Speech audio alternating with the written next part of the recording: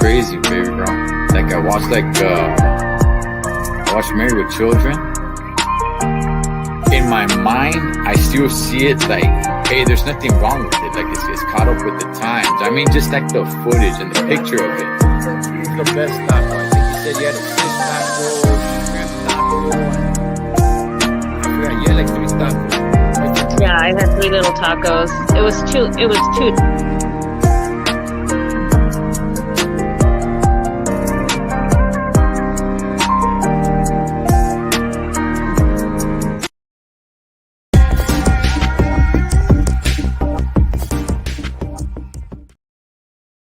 All right, what's up, familia? Welcome inside the pad. Hope you guys are doing good. Keep in between the lines. Got your load secure. Man, oh man, oh man, oh man. You know, this YouTube thing has really introduced me into some great special people. And one of those persons is about to jump on in just a second.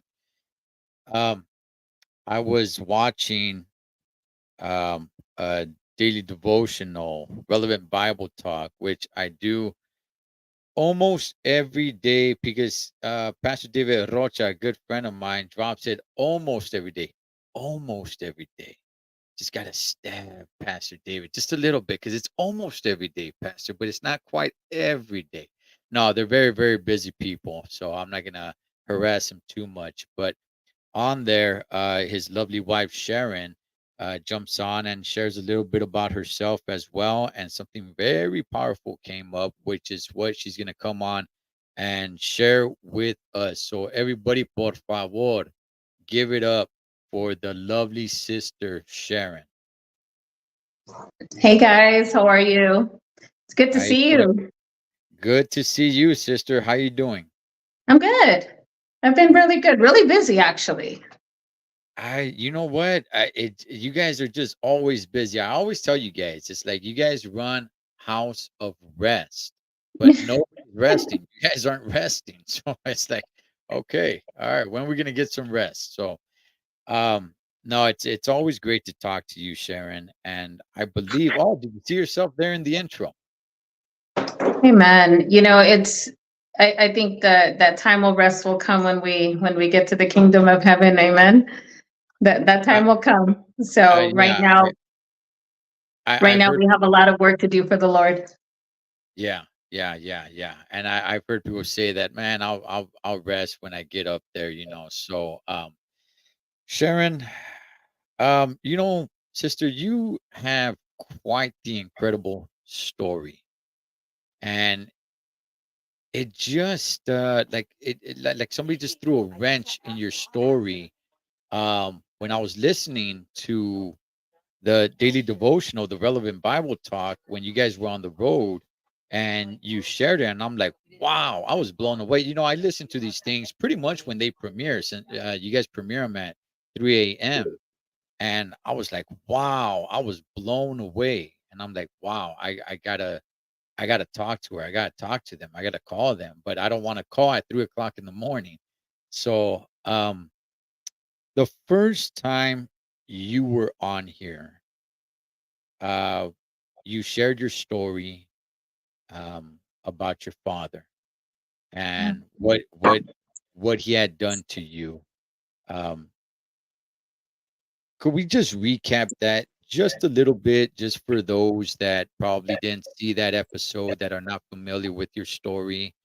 I don't want Absolutely. to open up all the wounds, but can we just share just a little bit of that? Yeah, absolutely. Well, I had been sexually abused at a really, really young age by, you know, my biological father, from at a really, really young age. And I had lived with that hurt and pain for a really, really long time. Um, and it was something that had, you know, tormented, and it kind of geared my whole life for a really, really long time. Um, you know, going through that type of trauma and everything, and allowing it to almost pretty much allow you to gear your life in such a way. It does a lot, you know. I lived with such hardship in my life. I made so many choices in my life. I became suicidal. I made so many wrong choices because of what he had did to me. You know, he allowed, you know, friends in his life do the same to me. He was an alcoholic, and from the ages of almost 9 years old all the way to the age of 12 years old, my father had did this to me. And and because of that, you know, I became a mom at the age of 14 years old, and that was my ticket outside of my home. And I been on my own since I was 15 years old. I was a mom at a really, really young age, but I also lived with so much guilt, shame, condemnation. I became suicidal. I was raped 3 times in my life. I allowed men to utilize me. I, you know, became suicidal. I was almost, you know, very successful at allowing it to happen twice, once at 11 years old. Um, and it was just a very, very hard life in from a very young age. And it just, it was just a very, very hard life because of what my father had did to me. And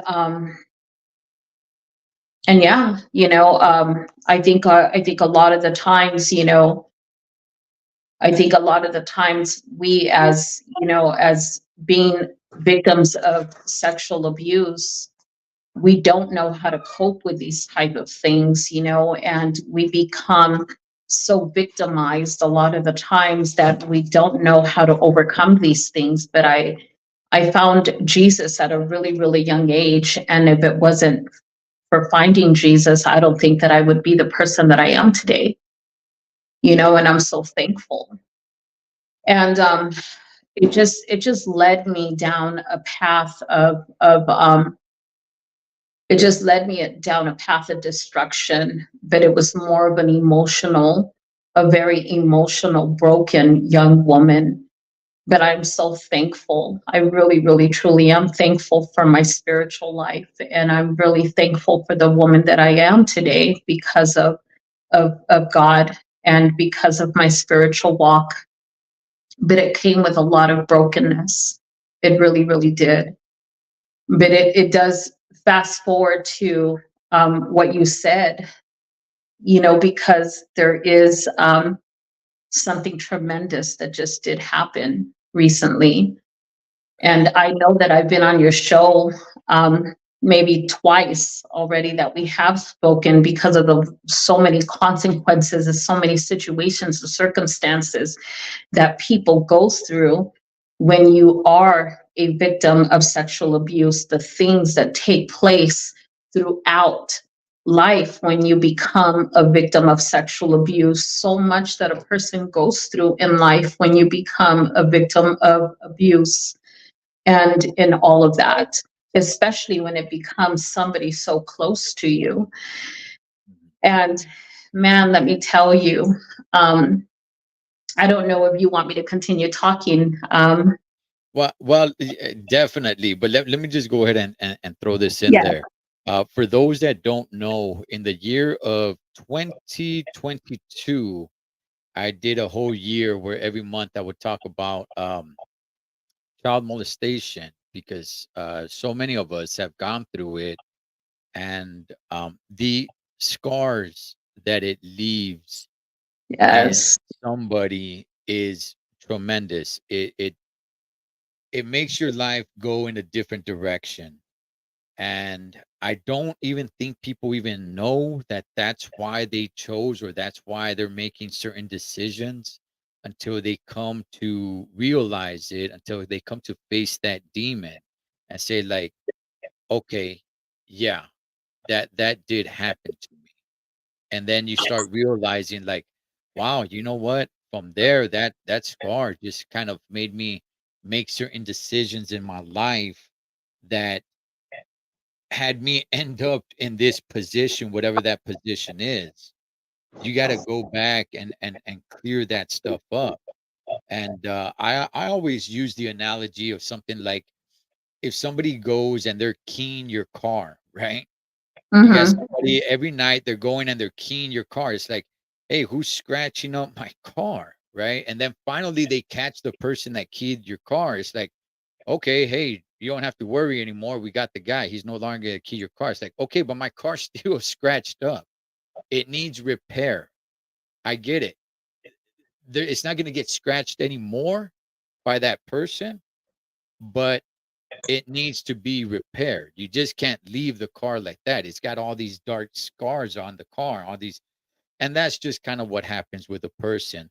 And I went that year, and thank you, Sharon, for coming on, not just that one, but twice, and sharing your story, especially But with let me it was your, biological father, which we will get into in just a second. but let me point out something important that you also spoke about within that year. You also spoke about the importance.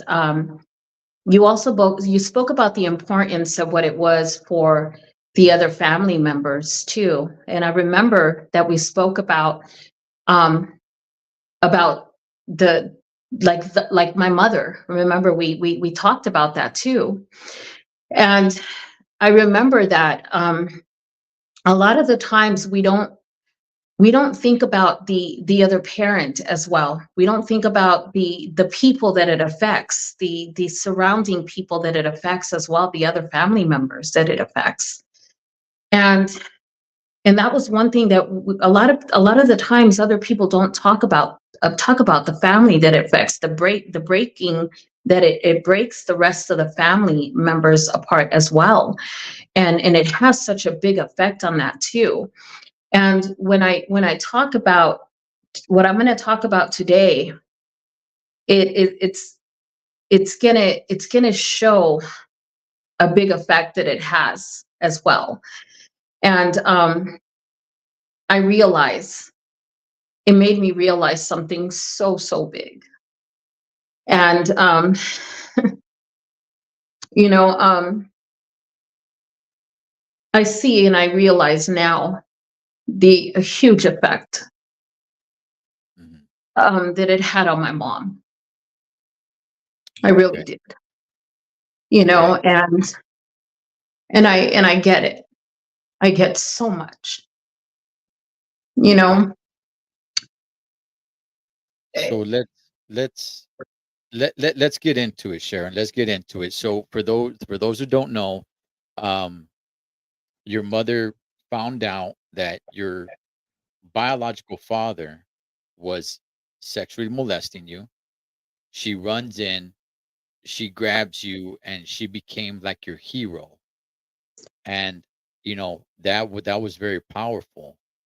Um, you know what? To everybody watching, if you guys want to go ahead and learn a little bit more about Sister Sharon's story, I'll leave the link to the video that we did talking about that because we're giving you guys just a little bit of a recap because it connects to what we're about to talk about right now. So I'll leave the link pinned in the comment section. If you guys want to go check that out.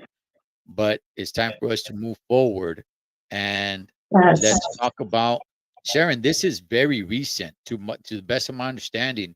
This is very recent. You were under the impression that you were sexually molested by your biological father. Talk to us, Sharon. What was going on?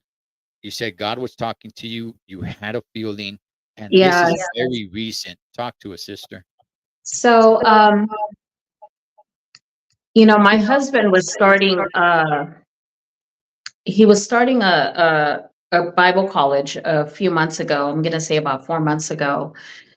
And it was on how to hear God's voice. I am a busy bee here at the church, and he had encouraged me to take the class. And I told him, I'm so busy. I'm so busy with everything here at the church. I don't think I have time to take the class. And he continued to encourage me. And I said, I just can't, and he really, really encouraged me. And I said, well, maybe I'll take it. I think I think I'll go ahead and I'll take it. That I fought with I fought with it. I really really did, and I was just being really a little rebellious with saying I don't have the time, but I'll just do it. And I finally decided that I was going to sit in one of the classes. And one day, just for him to get me to sit down and read one of the books, he sat with me and he started to read one of the books. And while I was reading one of the books with him, um, we were reading, and something touched me and moved me while we were reading one of the books, and it brought me to tears. And it was about Mary and Martha and becoming really really busy. And it talked about quieting myself and hearing God's voice. And while in doing that, I said, Lord, you know, I really need to quiet myself and I really need to hear your voice, because I feel like there's something that you need to talk to me about and you need to speak to me about. And I began to do that. And it seemed like every morning at 5 o'clock in the morning, the Lord was waking me up and just speaking to me and just sharing, like talking to me, like he really wanted to talk to me about something. And slowly, every morning, 5 o'clock, it would not fail. God just started to nudge at me and started to put something in my heart that something was just not right about my biological father. And it just, something just didn't feel right. And one day I remember just looking at my husband and I told him while we were driving, and I said, I feel like I'm not his daughter. And he said, what are you talking about? And I said, I feel like God's telling me that I'm not his biological daughter. And David looked at me and he says, are you sure? Listen to what you're saying. And I said, no, God's telling me that the man who did this to me is not my real father. And one day I happened to be talking to my sister about the class that I was talking about, that I was taking. And I told her, I said, listen, I'm taking this class and it's about how to hear God's voice. And I said, hey, I said, can I talk to you about something? And I said, I want to do one of those DNA tests with you guys, with my siblings. And she's like, what are you talking about? And she says, stop thinking that way. And I said, no, I'm being very serious. And I said, I want to do a DNA test with you guys because I feel in my spirit that something's just not right. And I said, I've been, just talking with God lately. And I said, something just doesn't feel right. And she's all, sister, don't say that. And she's like, so maybe you should talk to your mom. And I'm like, I'm being serious. And she's like, well, why don't you talk to mom about it? And I felt like something in my heart was just not sitting right. And I just did that. About a week later, I happened to talk to my mom one day. And moms, Latina moms are just like, no estés hablando así, she's like, ¿qué es esa cosa DNA? She's like, eso DNA, tú eres mi hija, And I said, mami, I said, por favor, mami. And I said, quiero hacer un DNA test. And she just got very quiet. And when she got very quiet, my heart sank. Okay. Okay. And I think at that moment, my I think everything inside of me, it just, I don't know, it just, something inside of me just, I And felt like I couldn't breathe. okay. And I just felt like, and I just couldn't say anything anymore at that moment. I just said, mom. And then she said, I just need to talk to you in person. Okay. And I And just want to make it clear that this is recent. This wasn't a few this years was ago. just, this is just about a month and a half ago. Okay. Okay. But I think after about a week after that, I didn't know what to expect. Um, and I know at this point there's nothing more that can be done. I think there,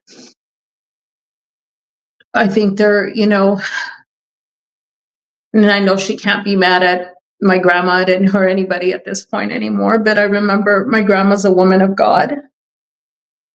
But I remember just calling my grandma and I said, "You're a woman of God." And I said, I need to ask you something. And I said, "I need you to tell me the truth, because my grandma is the only grandma I've ever known my whole life.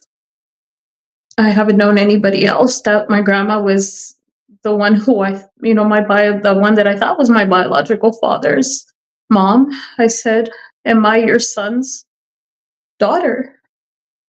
And I said, "I asked my mom." And she said, "Well, what did she tell you?" And I said, she stood quiet and she just said, "Well, maybe there's your answer." Mm. And she goes, "I can't tell you anything until your mom gives you an answer. And then you come talk to me." And on New Year's Day of this year, my mom called me and she thought that I was going to go to Southern California and I wasn't going to go within that week. And she finally just told me that she needed to tell me the truth. And it was hard because you got to remember, Eddie, that I almost took my life Right. Right. twice. Right. God spared my life. I lived This. my whole life. I lived thinking that my biological father. Right. Yeah. I mean, I can't imagine where you are being raped by who you believe is your biological father, and here we But are but I so wasn't many mad. years later. But I Right. wasn't mad at my mom. I wasn't mad. I was not mad. I loved my mother. I, I think I think if anything, she cried. She asked for forgiveness. I was not mad. I love her. I feel like I have been praying for her salvation for so long. I have been praying for her salvation for so long that I feel like this freed her. Okay. And it just, I feel like this has been tormenting her for so long because he was such a bad person. And I felt a relief.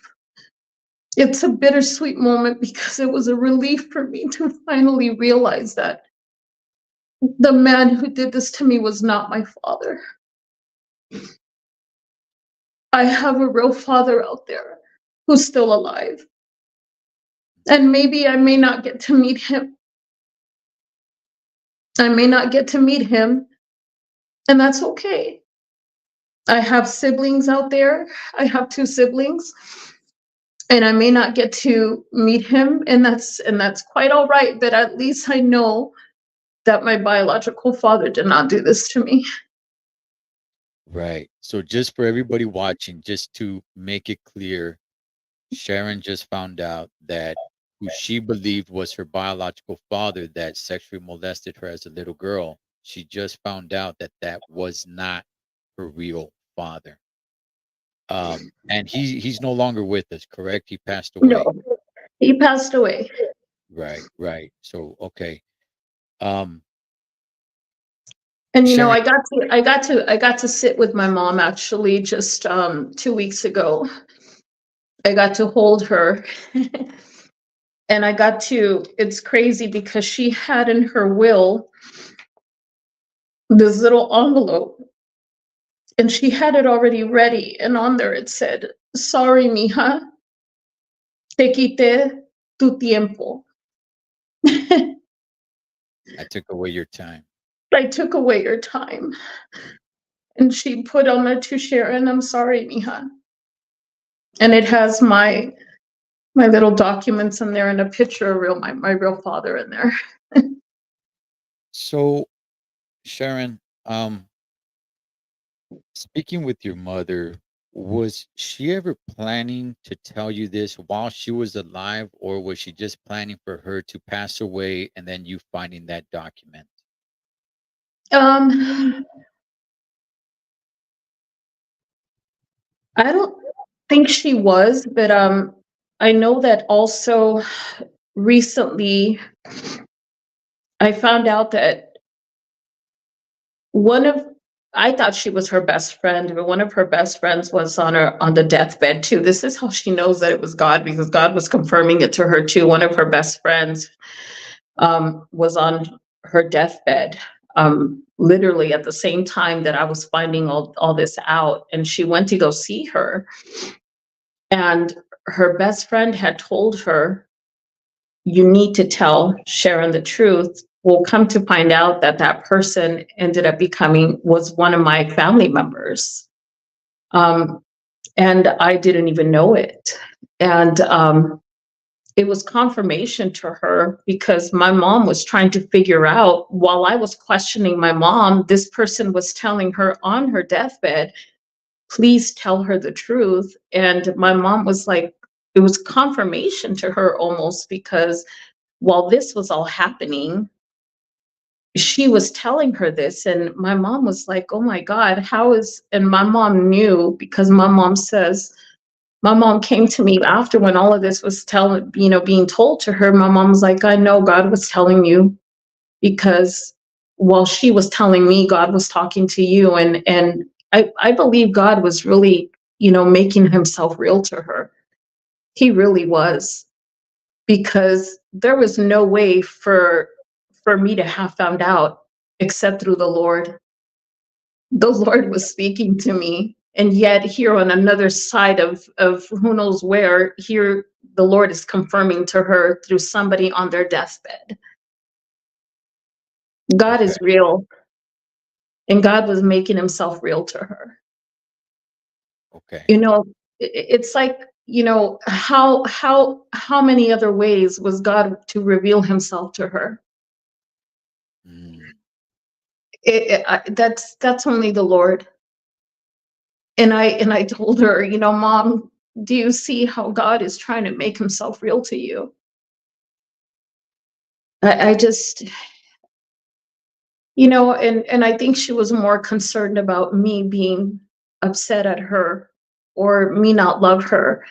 And I told her, "You're my mom. I love you. I could never be upset at my mom. She has always been there for me, and I love her. I will always love her." this is it's definitely a deep um secret to hold on to. Yeah. And then when there's something so dark as, child molestation, I mean, it just flips everything upside down completely. Um, Sharon, looking back at it now, I remember when you and I had a conversation, I had asked you, had your father done this to any of your siblings? Your answer was no. Um, Looking back at it, Sharon, do you look at a couple of things and say, okay, some things make sense now. Yeah. Okay. It Okay. makes a lot of sense now. A lot of things, a lot of things make so much sense now. So many things I have replayed, so many things I look back at so many things now. Uh, Just so many things make sense now. Why? I don't know. It makes, I've cried so many times now because of why I was left out in so many areas, why I was treated different in certain circumstances, why Okay. Okay. Um, Sharon, did your siblings know at all? Did anybody else in your family know? Were you the only one that was kind of left out of the loop? They knew. They knew. Okay. All right. Um, how is that for you and your family going right now? Is everybody a little bit worried that you may have some resentment or hatred or anger towards them of like, hey, how dare you not tell me? I don't have it. Good, good. I Okay, don't have it. okay. I'm Sharon, just I'm just happy that I'm just happy that it he's not who he was to me. mhm, okay. I realize now why I came to the church at the age of 16 years old and why the Lord surrounded me with a church family at 16 years old. I have been so involved in the church since 16 years old. Mhm. And that's all I've ever known is a church family since. I understand now. Um, my my niece who passed away about 2 years ago, um, she went quite a few years believing that somebody was her father when he really wasn't. I'm sure that did not help her out in life. Um, my beautiful, crazy loca wife, she doesn't know who her father is, and she'll probably never know. We'll probably never know. And to be fair, she's not out there searching or looking or anything like that. But if one day she ever says, you know what, I want to find out who he is, she gets my full support in it. We'll do our best, But um, I mean, I found out I'm half Nicaraguan. I'm not full Honduran. So, I'm that, like, well, maybe now I need to cook on half. I need to cook Nicaraguan food. there you go. You got something to look forward to, Pastor David. I know he's watching.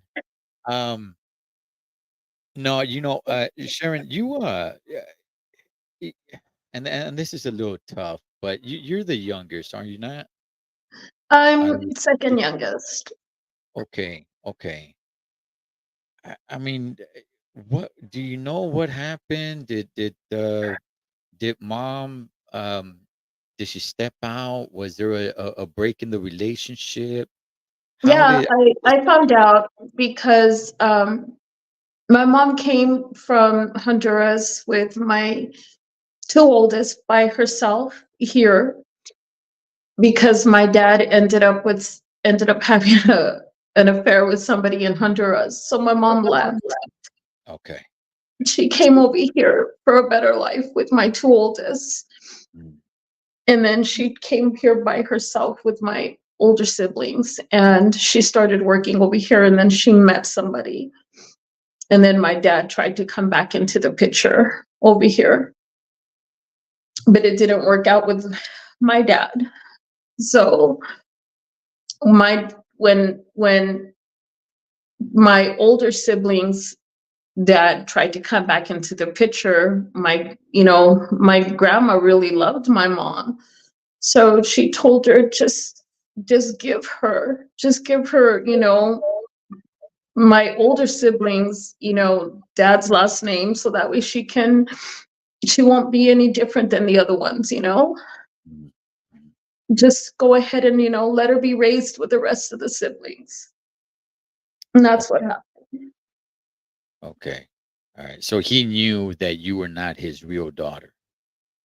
Okay. I want to ask this as well. Um, you have a real biological father out there. Mhm. Did he know about you Did Yep. he try at any point? Do you know the story of him? Did he try to stick around? Did mom not want him around? Did he just say like, you know what? Heck no, I'm out of here. What do you? He got married. He got married. He ended up with two other kids. Mm. He got married, and he did pay child support for me for a while. Oh I wow. have Okay. I have the paternity papers here. Okay. I heard he lives in LA somewhere still. He's alive. Mhm.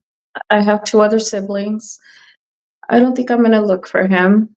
I I I know that my I have an uncle who worked for NBC or ABC or NBC or something, or Mm. yeah, but they're out there. Okay. They're good people, but I Okay. think if he would have wanted to look for me, he would have looked for me already. So, Would you be open to that? Would you be open to yeah, him reaching out to you and saying, "Hey, I'd like to meet up with you"? absolutely. Absolutely. I'm not a bad person. I'm a good person. I'm a loving person. I, I got I, enough love for everybody. I'll definitely vouch for that. You know, I told you this in private. I want to go ahead and put it out there. You know, my beautiful, crazy local wife. She doesn't come off as the most holiest, godliest I person, love your wife. She's but awesome. Sharon, she has the utmost respect for you, and she just loves the heck out of you. You I know, love her too. She has a yeah. beautiful heart. So I, you Sharon, know, I wouldn't want to look for, I don't need anything from anybody. I don't want anything from them, but I would like to know where I come from. I would like my grandchildren to know, part of where they come from. I would like to know that. I have a lot to offer as a person, as a human being. I really do, you let, know? let me ask you this, Sharon, because you said you don't have any anger towards him. Um, do you think at all, or have you ever thought at all, where it's like, you know what? Had you been around, maybe this wouldn't have happened to me when I was a little kid. Maybe, this situation, this abuse, had you been around, um, did that ever cross your mind at all? Um, I don't I don't know because I think a lot of things wouldn't have. Okay. Okay. I think I missed out on a lot of things of a father, but the Lord gives us the desires of our heart, you know. And I've desired a father for a long time. I cannot agree with you more, uh, Sharon. I yelled it from the hilltops on how important fathers are. I think it's disgusting how it's a little bit pushed in society where money can replace a father with child support. No, it cannot. You can never replace a father with money. Fathers are extremely important. So um, I want everybody to understand that. And without that, you're raising a child that's already kind of broken. Um, Sharon, I know this is fresh and you feel a certain way at the moment. Do you think maybe, and it's kind of hard to foresee the future, but do you think maybe a year from now, 2 years from now, 5 years from now, you might say like, let me throw a hook out there. Let me shoot him a text or something, and if he bites, and maybe we can connect that way. Or do you think maybe it's like, I'm not gonna bother at all? I mean, I know the emotions are running because this is fresh right now, but do you think a few years maybe down the line, your I think curiosity I will tried I pick tried up? that the first week, honestly. I think I tried looking. I think I sent an aunt an email. I sent an uncle an email. I think I might have even found my brother, to be honest with you. And I was so anxious. I was so anxious, but at the same time, you feel almost like a scared of being rejected. And I was so afraid of being rejected that I only tried once, but I didn't want to overdo it because I was like, I don't want to be rejected. I don't I'm afraid of that rejection. So I just left it alone. Okay. I don't want to go through that pain. And I just said, Lord, if it's your will, you'll open that door. If it's your Yeah. will. Yeah. And I talked to my brother. My brother has always been like a father figure to me. And he's been locked up for 22 years. And he called me from prison, and and he said, sister, he goes, I know you got some news. And he says, I'm sorry that I couldn't protect you. And he goes, but I want you to know that you're my sister. You'll always be my sister. And he goes, I'm just sorry that I couldn't protect you from that monster. But I will always be there for you. Okay. And it's true. He has always been like a father figure to me.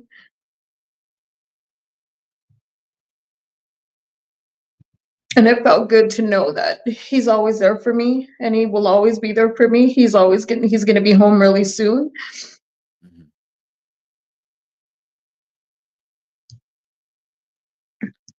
You know, Sharon, um, I like I like the way you're handling it. I do. Um, a lot of people were lashed out and had so much resentment and hatred towards their family member of why didn't you tell me? How can you hold this from me? Which are valid, they're valid questions, definitely. But your love for your family and the love that they showed you, it's like just how you're talking about your brother, it's not your half brother, he's your brother.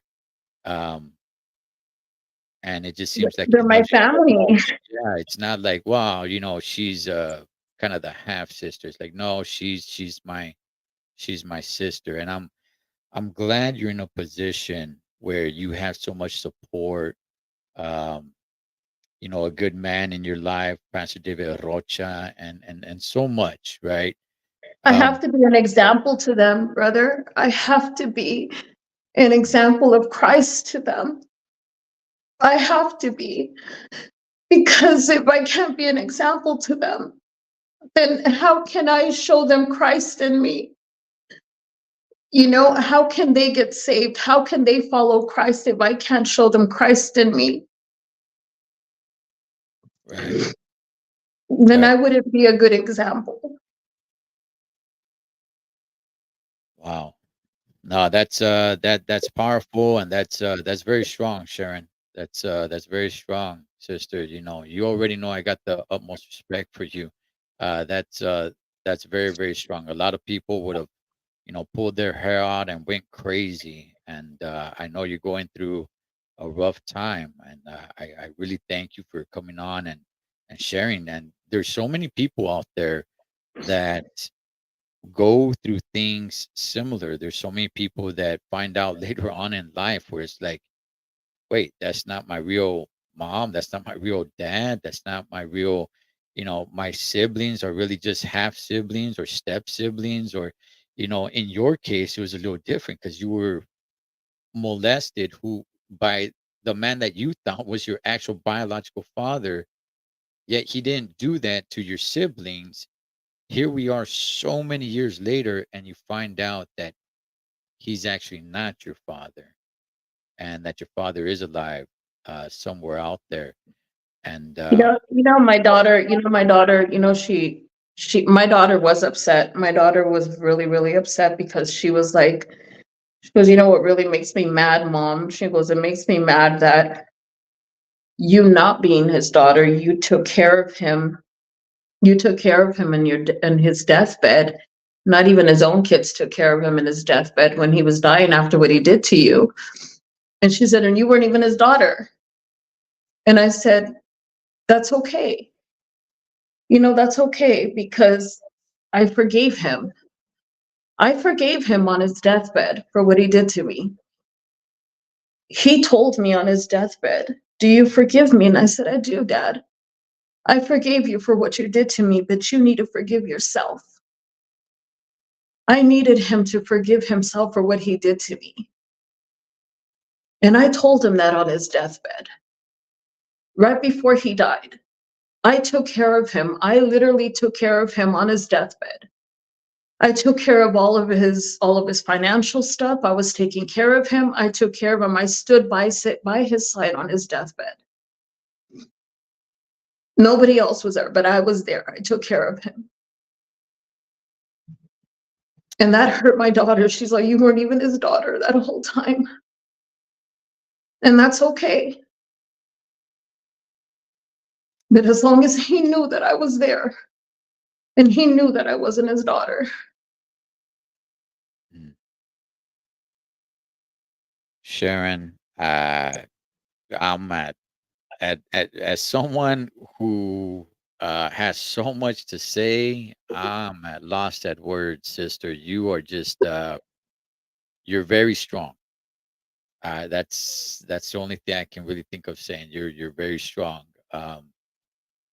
Wow, this is definitely powerful.